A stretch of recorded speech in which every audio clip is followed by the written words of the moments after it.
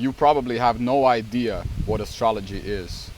It's not a star constellation controlling who you are, and it's not a religion. It's much, much simpler than what you were led to believe. And once you understand what astrology is, I promise you that there is no way it will any longer be a question or matter of whether you believe in it or not. I am breaking this down in a part series, and this is part 1. Make sure that you watch all parts to fully grasp the whole concept and idea of astrology. Why don't you have a clue about what astrology truly is?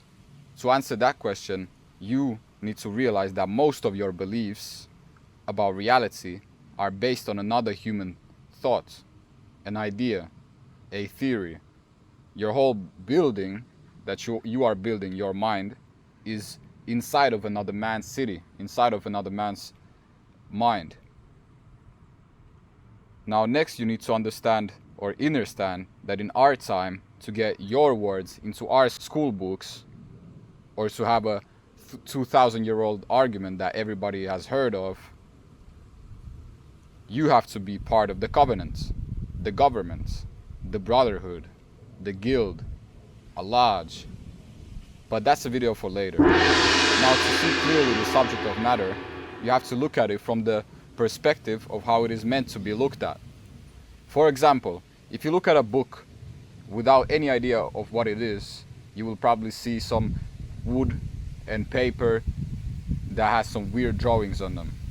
But if you know and understand that humans have created a language that enables them to write down and communicate their expressions, experiences, and all sorts of information inside of symbols drawn on that paper, and you can read the contents and gain new information from it. It's the same with astrology. You need to know what you're looking at. You need to understand what they were looking at, coming up with the symbols and stories and characters of the zodiac. Positions and transitions of the sun. Now the word horoscope comes from the words horus, that's what they call the sun in Egyptian rulership, and scope, a Greek word for a target of sight. So what we are doing in astrology is we're scoping out the sun, tracking the positions of the sun and transitions. Observation. The sun rises above the horizon in the morning or at sunrise, 6 a.m. to 8 p.m.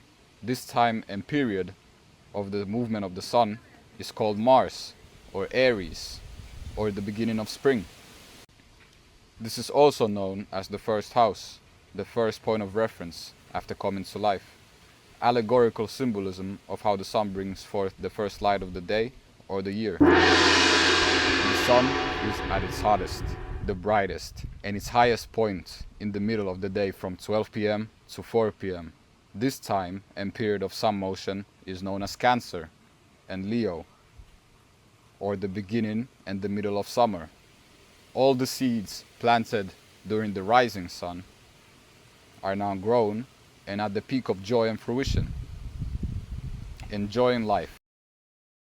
The next moon or month is known as Virgo and is the harvest season, the end of summer. Sometimes bittersweet realization and thoughts about how the good and warm times of summer are now coming to an end. Now you gotta worry about the upcoming winter times, preparation to have sufficient food and shelter, all of that stuff. The sun sets below the horizon from 6 p.m. to 8 p.m. The falling sun, the falling star, the fallen angel, Venus, the evening time, or the beginning of fall, Libra, even day, even night spring equinox. Winter time or night time. The sun is the furthest away from your geographical location, and this transition is called Saturn, from Capricorn to Aquarius, 12 a.m. to 4 a.m. The dark and cold times, harder to grow anything or do anything. Then the cycle begins again.